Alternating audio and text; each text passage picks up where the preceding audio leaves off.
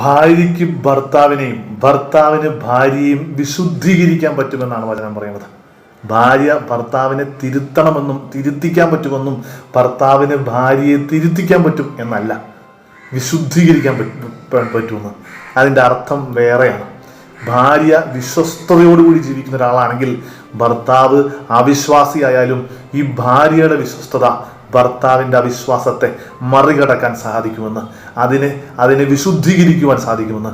ഭർത്താവ് വിശ്വസ്തനാണെങ്കിൽ ഭാര്യയുടെ അവിശ്വസ്തതയും പരിഹരിക്കുവാനും അതിനെ മറികടക്കുവാനും സാധിക്കുമെന്നും. ദാമ്പത്യ ജീവിതം എന്ന് പറഞ്ഞാൽ അത് ഒരുമിച്ച് ചേർന്ന് മുമ്പോട്ട് പോകുന്ന ജീവിതം മാത്രമല്ല, മറ്റേയാളുടെ ജീവിതത്തിലേക്ക് വിശുദ്ധീകരണത്തിൻ്റെ ഇടപെടലുകളായിട്ട് കയറി ചെല്ലണമെന്നും കൂടിയാണ്. ഒരു ജീവിത പങ്കാളി വിശുദ്ധിയോടെ ജീവിക്കുമ്പം തൻ്റെ ജീവിത പങ്കാളിയുടെ അശുദ്ധിയെ വിശുദ്ധീകരിക്കപ്പെടുവാൻ അത് ഇടവരുത്തുമെന്നുള്ളതാണ് വചനം പറയുന്നത്.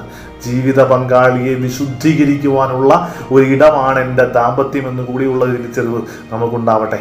ഈശോ നമ്മളെ അനുഗ്രഹിക്കട്ടെ.